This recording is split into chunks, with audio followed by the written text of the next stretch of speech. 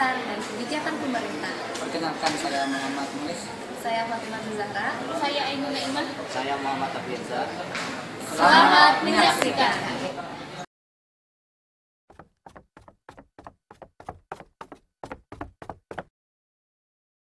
Ciri utama sistem pasar bebas. Lebih dari 2 abad yang lalu, Adam Smith menerangkan tentang keajaiban invisible hand atau tangan gaib dalam mengatur kegiatan perekonomian. Menurut Adam Smith, apabila setiap individu dalam masyarakat diberi kebebasan untuk melakukan kegiatan ekonomi yang diingininya, maka kebebasan ini akan menjadikan efisiensi tinggi dalam kegiatan ekonomi sebuah negara dan dalam jangka panjang akan menjadikan pertumbuhan ekonomi yang teguh. Adam Smith memang mengakui bahwa pemerintah mempunyai peranan yang cukup penting, tetapi peranannya hanya sebatas untuk menyediakan dan mengembangkan infrastruktur dan menjalankan administrasi pemerintah. Namun, menurut Adam Smith, apabila pemerintah tidak secara aktif terlibat dalam perekonomian, maka dalam perekonomian akan dengan sendirinya mengatur dan membuat penyesuaian dalam berbagai aspek kegiatan ekonomi.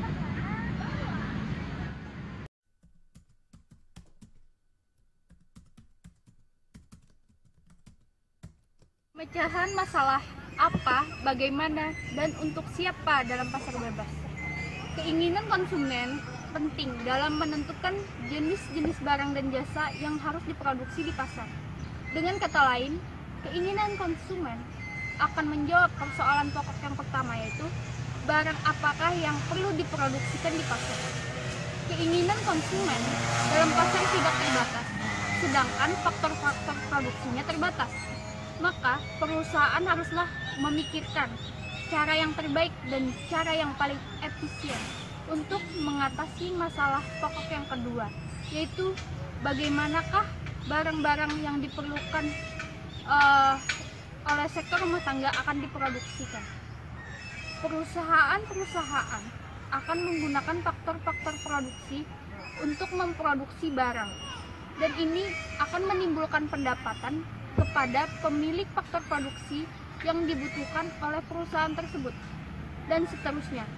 Pendapatan yang diperoleh dari pemilik faktor produksi atau di sini adalah sektor rumah tangga akan membeli barang dan jasa yang dibutuhkannya. Dengan demikian, interaksi di antara dua sektor ini, perusahaan dan rumah tangga, pada akhirnya akan memberi jawaban kepada persoalan yang ketiga, untuk siapakah barang dan jasa yang diproduksi ini. Interaksi di antara berbagai pasar. Dalam perekonomian, terdapat beribu-ribu barang, dan berarti terdapat pula beribu-ribu pasar barang. Faktor-faktor produksi dapat pula diperinci lagi menjadi berbagai bentuk faktor produksi. Tenaga kerja misalnya, terdiri dari buruh kasar, tenaga mahir, dan tenaga berpendidikan, dan seterusnya. Tenaga kerja berpendidikan itu dapat pula dibedakan menjadi berbagai bidang keahlian seperti ahli ekonomi, dokter, akuntan, insinyur, dan sebagainya. Untuk memberikan gambaran yang lebih mendekati kepada kegiatan suatu pasar bebas, perlulah diperhatikan antara interaksi sektor perusahaan dan sektor rumah tangga di berbagai pasar barang, dan implikasi dari berbagai interaksi tersebut terhadap permintaan atas faktor-faktor produksi. Misalkan perekonomian terdiri dari pasar barang-barang, padi, karet, baju, dan sepatu, maka permintaan barang dari sektor rumah tangga atas barang-barang tersebut, yaitu padi, karet, baju, dan sepatu tadi, akan menjawab apakah jenis-jenis barang yang akan diproduksikan dan berapakah jumlah barang yang harus diproduksikan. Dan ini akan menimbulkan reaksi dari sektor perusahaan terhadap permintaan dari sektor rumah tangga, yaitu mereka akan menawarkan padi, karet, baju, dan sepatu kepada sektor rumah tangga. Interaksi antara perusahaan dan sektor rumah tangga ini akan menentukan harga dan jumlah barang yang akan diperjualbelikan.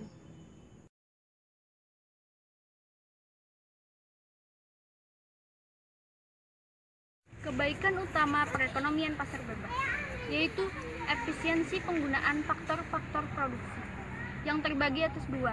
Yang pertama adalah efisiensi alokatif. Operasi perusahaan yang mampu mencapai keadaan di mana harga sama dengan biaya marginal, yang merupakan syarat untuk memaksimumkan kesejahteraan masyarakat. Yang kedua adalah efisiensi produktif. Efisiensi produktif adalah biaya produksi perusahaan-perusahaan di mana mencapai biaya produksi paling minimum. Dan kebaikan-kebaikan lain dari pasar bebas, yang pertama, dapat secara efisien menyelaraskan berbagai kegiatan ekonomi. Dan yang kedua, mewujudkan pertumbuhan ekonomi yang teguh dalam jangka panjang. Dan yang ketiga adalah setiap pihak, baik produsen maupun konsumen, mempunyai kebebasan dalam memilih kegiatan ekonomi yang ingin dijalaninya dan membeli barang dan jasa yang ingin dinikmatinya.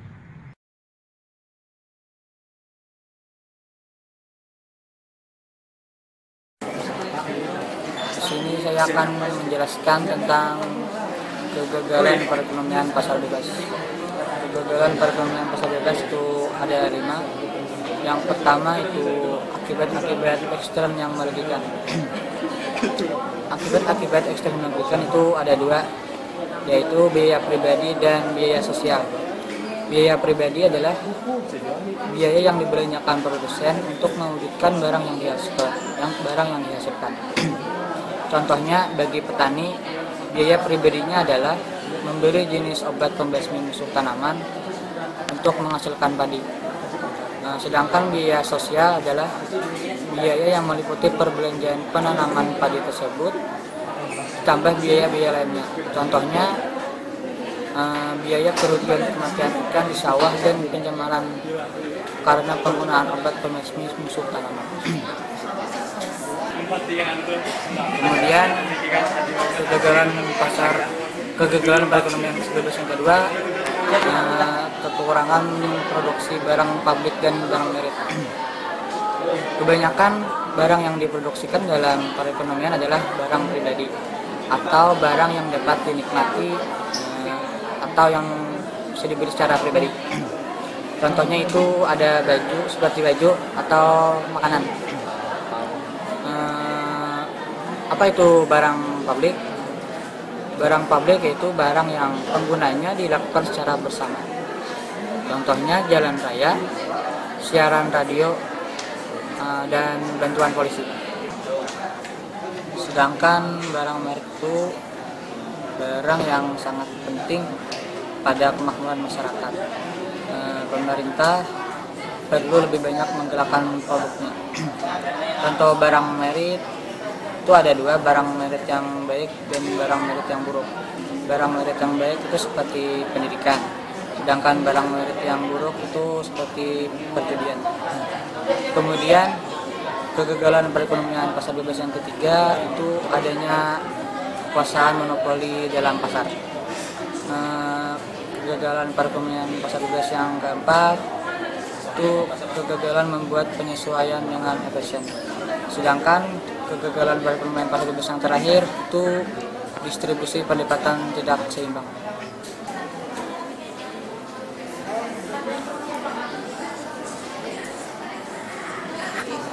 Udah kasih. Bungkuk itu naik dihindari atau akibat buruknya dapat dikurangi.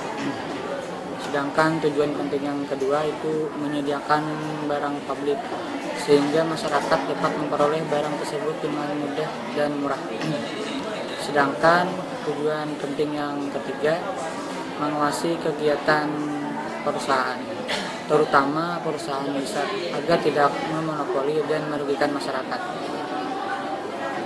Tujuan penting yang keempat menjamin kegiatan ekonomi yang dilakukan agar tidak menimbulkan penindasan dan juga tidak dan juga mensejahterakan dalam masyarakat. Selanjutnya, tujuan penting yang kelima atau yang terakhir, memastikan agar pertumbuhan ekonomi diwujudkan dengan efisien.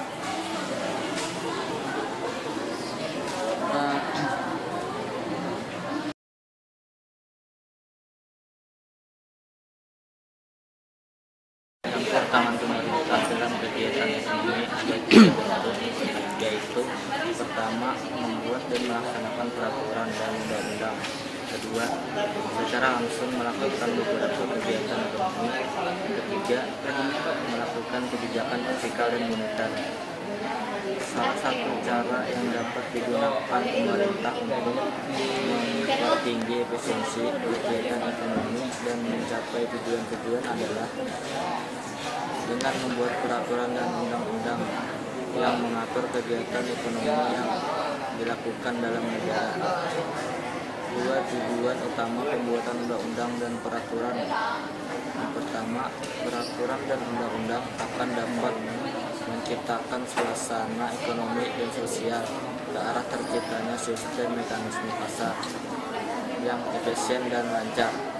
Yang kedua, peraturan dan undang-undang dapat digunakan untuk memastikan agar persaingan oleh perusahaan dilakukan sebebas mungkin dan kekuasaan monopoli dilenggarkan.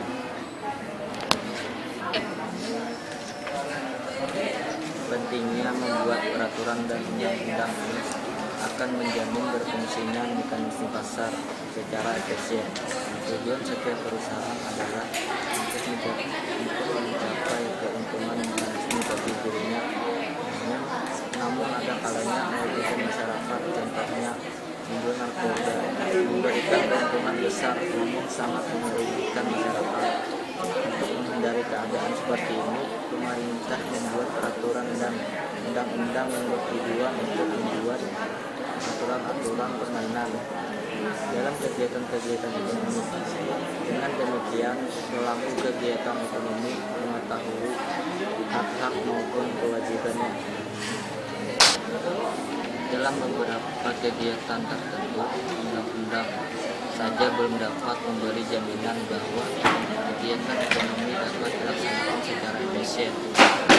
Dan ini perlu adanya campur tangan secara langsung, yaitu pemerintah akan langsung turut serta melakukan kegiatan produksi barang tersebut.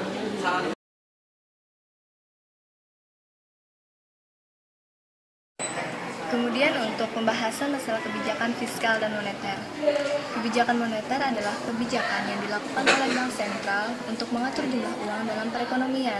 Sedangkan kebijakan fiskal adalah kebijakan pemerintah dalam memungut pajak dan membelanjakan pendapatan pajak untuk membiayai kegiatan-kegiatannya. Di dalam perekonomian, kedua kebijakan ini digunakan oleh pemerintah guna mencapai beberapa tujuan.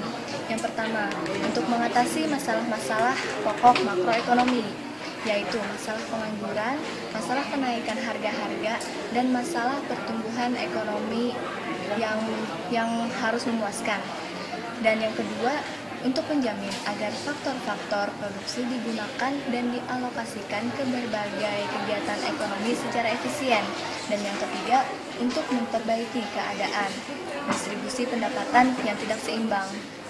Nah, kemudian untuk mengatasi masalah ekonomi, di dalam mengatur kegiatan-kegiatan perekonomian, fungsi utama pemerintah adalah untuk menciptakan suatu perekonomian yang tetap dapat mencapai kesempatan kerja penuh tanpa inflasi dan dari waktu ke waktu dapat terus-menerus mengalami perkembangan yang memuaskan. Dalam jangka pendek, setiap perekonomian itu selalu diancam oleh berbagai masalah, seperti masalah pengangguran dan masalah kenaikan harga-harga. Sedangkan dalam jangka pendek, setiap perekonomian itu selalu diancam oleh masalah perkembangan ekonomi yang lebih lambat. Dan masalah-masalah pokok yang saya jelaskan tadi terutama diatasi oleh pemerintah dengan menjalankan kebijakan moneter dan kebijakan fiskal. Pertama, Fungsi kebijakan moneter. Pada mulanya kebijakan moneter terutama digunakan untuk mengendalikan tingkat harga-harga, yaitu menjaga agar harga-harga dapat dijamin supaya tetap stabil. Tetapi semenjak beberapa puluh tahun yang lalu, kebijakan moneter juga digunakan sebagai kebijakan ekonomi untuk mengatasi masalah pengangguran dan sebagai alat untuk menggalakkan pertumbuhan ekonomi. Fungsi dari kebijakan moneter adalah untuk mengawasi agar pada setiap masa jumlah dan susunan uang dalam perekonomian akan membantu menciptakan tingkat kegiatan ekonomi yang tinggi dan stabil dan mempercepat pertumbuhan ekonomi. 2. Kebijakan fiskal. Fungsi dari kebijakan fiskal. Kebijakan fiskal mulai digunakan secara aktif mempengaruhi kegiatan ekonomi sejak setengah abad yang lalu. Sebelum itu, banyak orang berpendapat bahwa pemerintah haruslah menjadi contoh kepada masyarakat, yaitu pemerintah haruslah membelanjakan perbelanjaannya itu sama dengan pendapatannya. Fungsi dari kebijakan fiskal adalah tindakan pemerintah di dalam menentukan bentuk perbelanjaannya yang perlu atau sebaiknya dilaksanakan pada suatu masa tertentu. Kebijakan yang akan dilaksanakan sudah tentu akan dilandaskan kepada keadaan ekonomi yang berlaku di dalam masa tertentu. Pasar persaingan sempurna di berbagai kegiatan ekonomi adalah salah satu ciri utama dari sistem ekonomi pasar bebas. Dan dalam prakteknya tidak ada satu jenis pasar barang yang digolongkan sebagai pasar persaingan sempurna. Mewujudkan penyesuaian segera dan efisien. Perkembangan ekonomi yang tidak seimbang di berbagai wilayah dan di berbagai kegiatan ekonomi adalah contoh dari ketidakefisiensian sistem pasar. Penyesuaian yang lebih lambat dari yang dimisalkan dalam teori itu menyebabkan mekanisme pasar tidak dapat mengembalikan keadaan keseimbangan itu secara cepat. Ketidaksetaraan distribusi pendapatan. Itu adalah salah satu kelemahan sistem pasar bebas adalah kecenderungan menciptakan distribusi pendapatan yang tidak setara apabila perekonomian semakin berkembang. Padahal kita tahu bahwa tujuan dari kegiatan sistem ekonomi adalah mewujudkan keadilan ekonomi, yaitu setiap golongan dan individu dalam masyarakat itu harus menikmati hasil-hasil ekonomi dari kegiatan ekonomi itu secara merata. Maka wujudnya ketidaksetaraan distribusi pendapatan dan kekayaan itu menimbulkan ketidakpuasan terhadap operasi dan Pertama, pada dasarnya pasar bebas dan kebijakan pemerintah ini adalah untuk membuat penilaian atas efisiensi dari operasi pasar bebas dan peranan pemerintah, serta dapat mengembangkan ekonomi dan meningkatkan kemakmuran untuk seluruh masyarakat, serta mampu menyelesaikan masalah apa barang yang akan diproduksi, bagaimana cara memproduksi barang tersebut, dan untuk siapa barang yang akan diproduksi tersebut. Pasar bebas memiliki kekurangan dan kelebihan. Untuk mengatasi masalah tersebut, perlu adanya campur tangan pemerintah dalam sistem pasar bebas. Untuk campur tangan pemerintah tersebut diantaranya menghasilkan barang publik dan barang publik yang baik, membuat peraturan dan undang-undang, menjalankan kebijakan fiskal dan moneter. Demikian video dari kami. Terima kasih kepada dosen pembimbing kami, Bapak Haryanto. Dan terima kasih untuk teman-teman yang menyaksikan. Dan terima kasih untuk teman-teman yang ikut serta dan terlibat dalam pembuatan video ini. Serta kami memohon maaf apabila di dalam pembuatan video ini terdapat kesalahan, baik disengaja maupun tidak. Wassalamualaikum warahmatullahi wabarakatuh.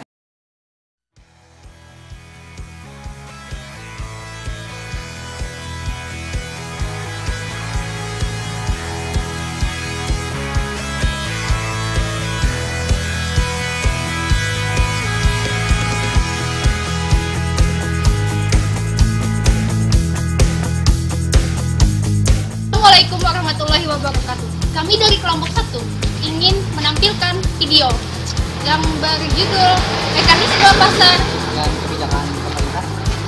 Selamat menyaksikan. Habis puasa